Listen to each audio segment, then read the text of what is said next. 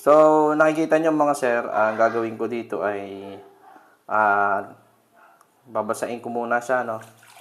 Basain nyo muna. Tapos,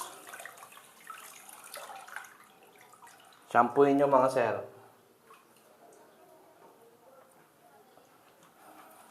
Pagka-shampoo nyo, so itong basic natin. Ito yung basic natin. Ito yung gamit ko ngayon mga sir. Yung basic. Wala siyang lace sa front. So, basahin nyo lang. Tapos, ibabad nyo lang siya after 2 to 3 minutes. No? 2 minutes, pwede na yun. Ibabad nyo lang siya. A few moments later. So, kapag nababad nyo na siya, no, ay simulan nyo na tanggalin ng tape. So, itong tape na nakalagay dito mga sir is yung special tape natin. No, ayan yung special tape natin. So, maganda kasi ito kahit tanggalin mo siya, hindi siya mahirap tanggalin pag tinanggal mo. So, ganyan lang. Kuha ka lang ng gusto mong tuklapin. So, ito, 7 days lang to mga sir, 7 days lang. Ito naman ang kagandahan ng 7 days lang. So, yan. Tanggalin natin. Nun yung mga sir, napakadali lang magtanggal. Basta sundin nyo lang ang proseso. Sa una, medyo mahirap. Pero, lahat naman ng bagay, sa una, mahirap. Diba? Pagka iniwan ka ng jowa mo, sa una, siyempre, mahirap yun. Kasi,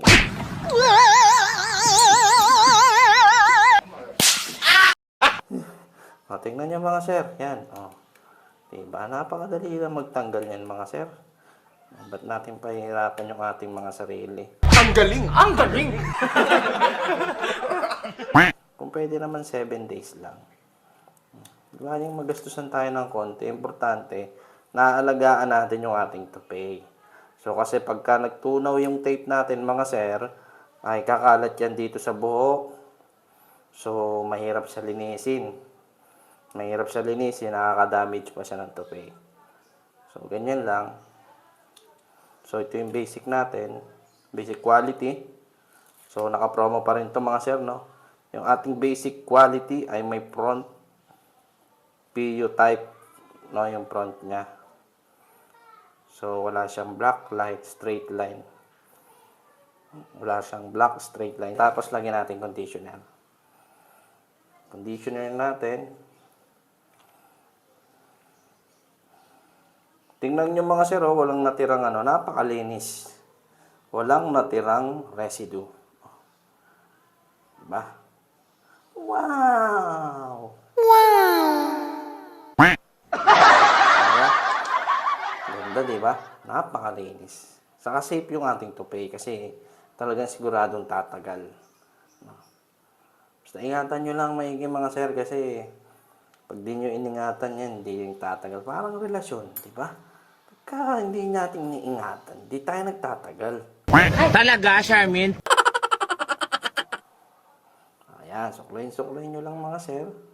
Pagka suklay nyo mga sir, ay inyo ng banlawan.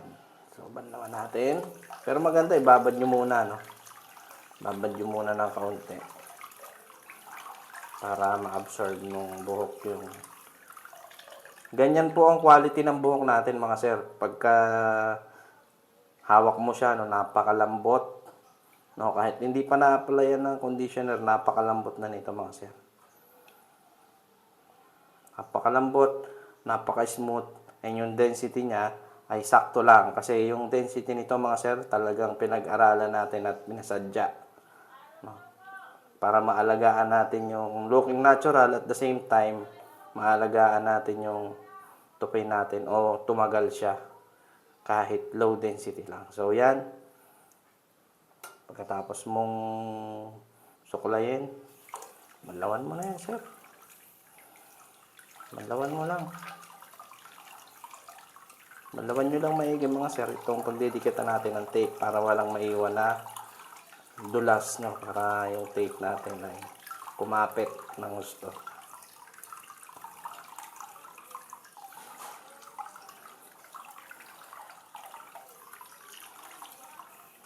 So yan mga sir, malinis na siya at lalagyan na natin siya ng tape. Ituturo ko naman sa inyo paano maglagay ng tape. No? So pagka okay na mga sir, patuyuin nyo yung pinakang perimeter. Ito yung perimeter nating tinatawag, yung pagpapatungan natin ng tape. So patuyuin nyo muna gamit ng blower.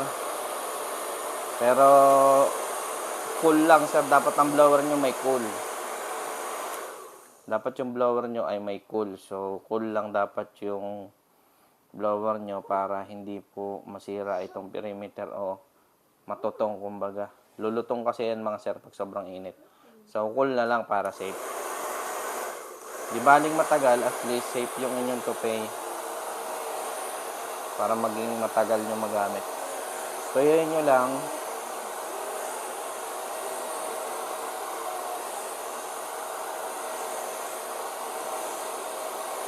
So, pagkatuyo na siya, ay pumutol kayo ng tape. No, pang beginners po ito. Putol-putol lang muna. Then, ang gamit nating tape, yung special tape natin. No? Yan yung special tape natin na Walker tape, original. So, from Canada. Charot. From USA, sir, yung ating tupade na tape. Ano?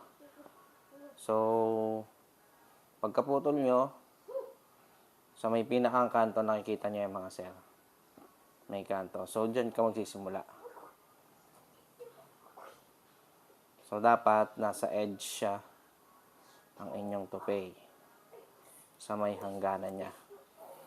Kahit naman hindi masyadong hangganan, no? Kahit hindi naman saktong-sakto. Wag lang lalagpas, mga sir. At huwag lang sobrang bitin sa edge. So, tuklapin nyo lang yan mga sir. Ganyan lang. Tuklapin nyo lang. Sobrang dali lang nito mga sir. Basic tutorial. So, putol ka ulit. Putol ka ulit. So, pagkatuklap nyo mga sir, hindi ko alam kung anong termino ang gamit ng iba, pero yung tuklap kasi ay Tagalog. Gaganyanin mo siya mga sir. No, iaangat mo yung pinakang cover niya. Tapos, importante mga sir, walang space. Ipatong mo dapat itong tape na kasunod dito sa may una mong dinikit. So, dapat nasa edge. Yan.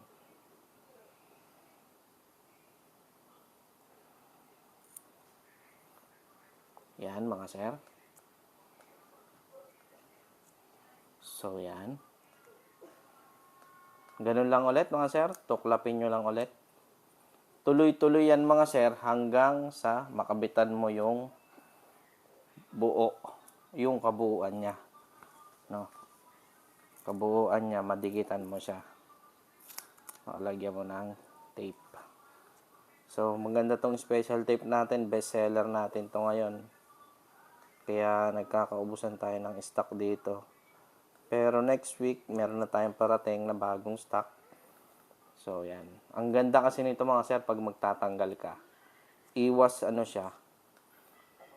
Minimal na lang yung natitirang residue niya. Halos kahit hindi mo na patakan ng remover, kamayin mo lang, matatanggal na. So, abot din to ng 2 weeks. Pwede mo ipang 2 weeks to. Hindi to ganun mag-melt man to. Hindi siya sobrang melt o may liquid na tumutulo. Kaya sobrang ganda. Yan mga sir. Exclusive lang to mga sir sa atin. Sa shop. Itong special tape na ito. Hindi po ito Walker tape na ultra hold. Hindi po. Ibang tape po ito. So, pag ganyan, meron siyang lagpas na ganyan. Ganyan mo lang, sir. Ang daliri mo. Di tapos ang problema natin. Papatagalin pa ba natin yan? Pwede mo rin guntingin. Depende sa trip mo. Trip kasi yan eh. Then, ito namang susunod kong ituturo ay pang professional na o yung mga tupi user na matagal na. At sanay na sila. Ito yung tuloy-tuloy na paglalagay ng tape. Then, pagka dumating ka na sa round, na naka-round o may kanto, babalikuin mo yung tape. So, ganito lang mga sir. So, patong ulit natin siya sa may edge lang. Sa may edge lang. So, ganyan. Dire-diretso lang. Di na tayo magugunting. Dire-diretso lang siya.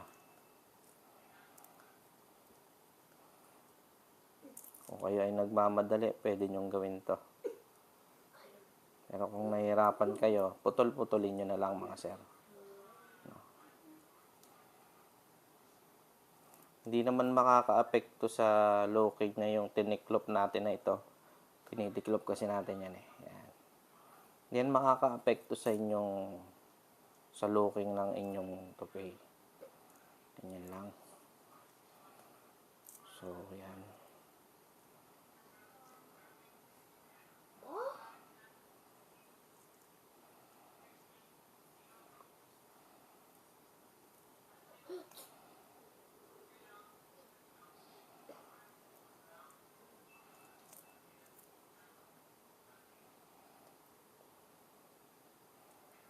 Gayahin nyo lang to mga sir para hindi kayo masyado mahirapan. Sa una lang naman talaga mahirap mga sir kasi hindi ka naman sanay. Pag nasanay ka, very basic na yan. So yan, okay na siya. Tapos diin-diinan nyo lang mga sir. Yan. O yan. Yan mga sir no, diin-diinan mo lang para malapat ng mabuti.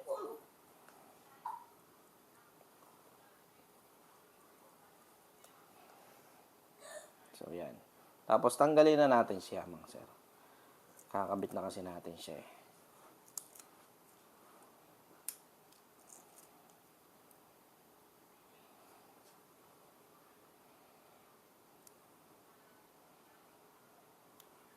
Tuklopin nyo lang, mga sir. Yan. Tanggalin natin itong puting ito. So, yan. Yung mga natiklop natin, sir, ididikit mo lang sa kapwa niya tape. Yan. Ito lang yung maganda sa ating basic. Saka sa premium natin, no, na naka-PU type. Yung front kasi wala ka na masyadong intindihin pagdating sa lace. Sa locking natural naman, nasa 95% siya. Compare mo sa lace na nasa 99%. Locking natural. Pero hindi naman natin yun masyadong kailangan, no, kasi kailangan natin buhok. So, yan. So, yan lang mga sir. Tapos, ikakabit na natin siya. No? So, yun. So, kung nagustuhan nyo yung video natin, subscribe na kayo. And like and comment kayo mga sir kung anong gusto nyong video tutorial na ating gawin sa ating YouTube. I-upload natin. So, kita-kits. Peace out.